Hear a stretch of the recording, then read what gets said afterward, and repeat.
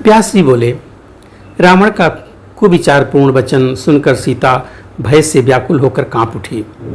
पुनः मन को स्थिर करके उन्होंने कहा, हे पुलस्त्य के वंशज, काम के वशीभूत होकर तुम ऐसा नरगल वचन क्यों कह रहे हो? मैं स्वैरिणी नारी नहीं हूँ, बल्कि महाराज जनक के कुल में उत्पन्न हुई हूँ। हे दशकंधर, तुम लंका चले जाओ, नहीं तो श्री राम निश्चय ही तुम्हें मार डालेंगे। मेरे लिए ही तुम्हारी मृत्यु होगी, इसमें संदेह नहीं है। ऐसा कह करके वह सीता जी जगत को रुलाने वाले रावण के प्रति चले जाओ चले जाओ इस प्रकार बोलती हुई पर्णशाला में अग्निकुंड के पास चली गईं। इतने में वह रावण अपना वास्तविक रूप धारण करके तुरंत पर्णशाला में उनके समीप जा पहुंचा और उसने भय से व्याकुल होकर रोती हुई उस बाला सीता को बलपूर्वक पकड़ लिया। हा राम, हा लक्ष्मण, ऐसा बार बार कहकर विलाप करती हुई सीता को पकड़कर और उन्हें अपने रथ पर बैठाकर रावण शीघ्रतापूर्वक निकल गया। तब अरुणपुत्र जटायु ने जाते हुए उस रावण को मार्ग में रोक लिया। उस मार्ग वन में दोनों में महाभयंकर युद्ध होने लगा। हे तात, अंत में वह राक्षस राज रावण जटायु को मारकर और सीता को साथ लेकर चला गया। तदनंतर उस दुष्टात्मा ने कुररी पक्षी की भांति क्रंदन करती हुई सीता को लंका में अशोक वाटिका में रख दिया और उसकी रखवाली के लिए राक्षसियों को नियुक्त कर दिया। उस राक्षस के सामदान आदि उपायों से भी सीता जी अपने सत्यत्व से विचलित नहीं हुई। उधर श्री राम जी स्वर्ण मृग को शीघ्र मारकर उसे लिए हुए प्रसन्नतापूर्वक आश्रम की ओर चल पड़े। मार्ग में आते हुए लक्ष्मण को देखकर वह बोले, भाई, यह तुमने कैसा विषम कार्य कर दिया? वहाँ प्रिया सीता को अकेली छोड़कर तथा इस पापी की पुकार सुनकर तुम इधर क्यों चले आए? तब सीता के वचन रूपी बाण से आहत लक्ष्मण ने कहा, प्रभु, मैं काल की प्रेरणा से यहाँ चला आया हूँ, इसमें संदेह नहीं है।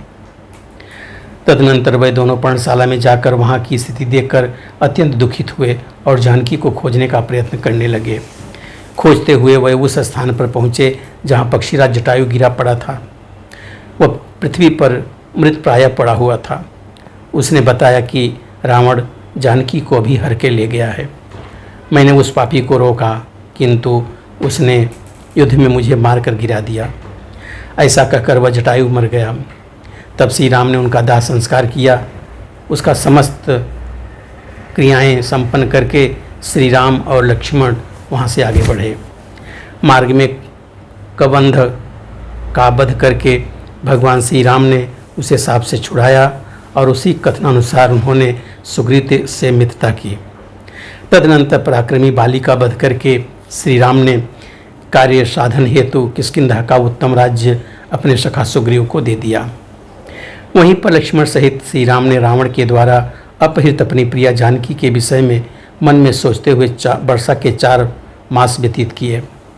सीता के विरह में अत्यंत दुखित श्री राम ने एक दिन लक्ष्मण से कहा, हे सौमित्रे, कैकेयी की कामना पूरी हो गई, अभी तक जानकी नहीं मिली है। मैं उसके बिना जीवित नहीं रह सकता। जनक तनया सीता के बिना मैं अयोध्या नहीं जाऊंगा। राज्य चला गया, वनवास करना पड़ा। पिताजी मृत हो गए और प्रिया सीता भी हर ली गई। इस प्रकार मुझे पीड़ित करता हुआ दुर्दैव आगे न जाने क्या करेगा। हे भरतानुज, प्राणियों के प्रारब्ध को जान पाना अत्यंत कठिन है। हे तात, अब हम दोनों की न जाने कौन सी दुखद गति होगी। मनु के कुल में जन्म पाकर हम राजकुमार हुए, फिर भी हम लोग पूर्व जन्म में किए गए कर्म के कारण वन में अत्यधिक दुख भोग रहे हैं। हे सौमित्रे, तुम भी भोगों का परित्याग करके दैव योग से मेरे साथ निकल पड़े, तो फिर अब यह कठिन कष्ट भोगो। हमारे कुल में मेरे समान दुख भोगने वाला अकिंचन, असमर्थ तथा क्लेशयुक्त व्यक्ति ना हुआ है और ना होगा। हे लक्ष्मण, अब मैं क्या करूं? मैं शोक सागर में डूब रहा हूं। मुझे असहाय को इससे पार होने का कोई उपाय नहीं सूझता। हे वीर, मेरे पास न धन है न बल, एकमात्र तुम ही मेरा साथ देने वाले हो। हे अनुज, अपने ही द्वारा किए इस कर्म भोग के विषय में अब मैं किस पर क्रोध करूं? इंद्र और यम के राज्य की तरह हाथ में आया हुआ राज्य क्षण भर में चला गया और वनवास प्राप्त हुआ। विधि की रचना को कौन जान सकता है। बाल स्वभाव के कारण सीता भी हम दोनों के साथ चली आई। दुष्टदैव ने उस सुंदरी को अत्यधिक दुखपूर्ण स्थिति में पहुंचा दिया। वह सुंदरी जानकी लंकापति रावण के घर में किस प्रकार दुखित जीवन व्यतीत करती होगी।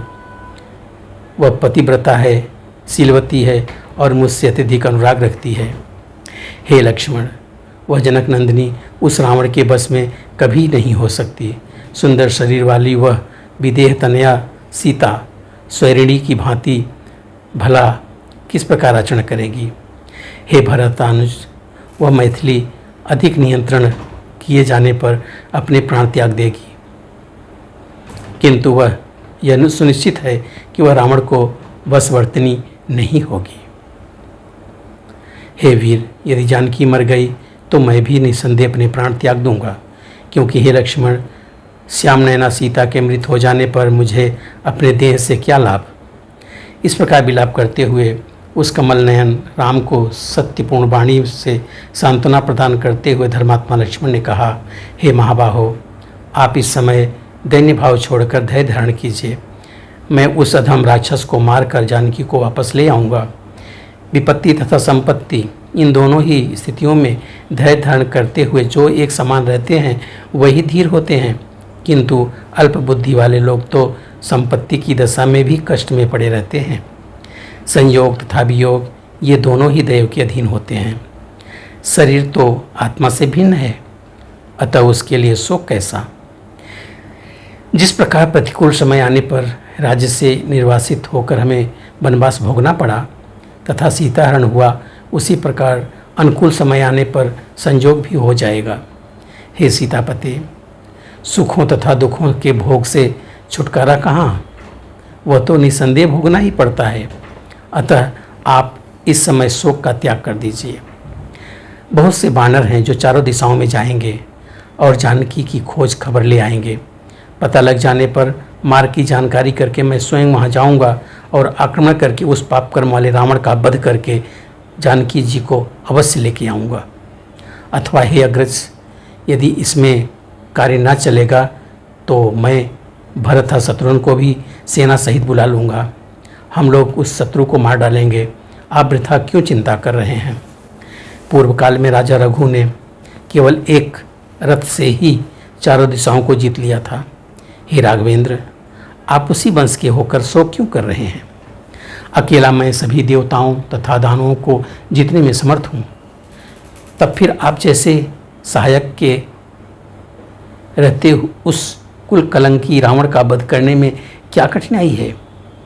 अथवा हे रघुनंदन, मैं महाराज जनक को सहायता के लिए बुलाकर देवताओं को कंटक स्वरूप उस दुराचारी रावण का वध कर डालूंगा। हे रघुनंदन, सुख के बाद दुख और दुख के बाद सुख पहिए की धुरी की तरह आया जाया करते हैं, सदा एक स्थिति नहीं रहती। सुख दुख के आने पर जिसका मन कातर हो जाता है वह शोक सागर में निमग्न रहता है और कभी सुखी नहीं रह सकता। हे राघव, पूर्व काल में इंद्र के ऊपर भी विपत्ति आई थी, तब सभी देवताओं ने उनके स्थान पर राजा नहुस को स्थापित कर दिया था। उस समय इंद्र ने भयवश अपना पद त्याग कर बहुत दिनों तक कमल वन में छिपकर अज्ञातवास किया था। समय बदलने पर उन्होंने पुनः अपना पद प्राप्त कर लिया और नहुस को सापस अजगर के रूप में होकर पृथ्वी पर गिरना पड़ा। ब्राह्मणों का अपमान करके इंद्राणी को पाने की इच्छा के कारण ही अगस्त मुनि के कोपपूर्वक शाप देने से राजा नहुस सर्पदेह वाले हो गए थे। अतः हे राघव, दुख आने पर शोक नहीं करना चाहिए। विज्ञ पुरुष को चाहिए कि ऐसी परिस्थिति में मन को उद्यमशील बनाकर समय की प्रतीक्षा करता रहे। हे महाभाग, आप सर्वज्ञ हैं। हे जगतपते, आप सर्वसमर्थ हैं। तब एक प्राकृत पुरुष की भांति आप अपने मन में अत्यंत शोक क्यों कर रहे हैं। व्यासी बोले, इस प्रकार लक्ष्मण की बातों से रघुनंदन श्री रामचंद्र जी को सांत्वना मिली और वह शोक त्याग कर बिल्कुल निश्चिंत हो गए। यहाँ पे तृतीय स्कंद का 29वां अध्याय पूरा होता है। बोलो सच्चे दरबार की जय।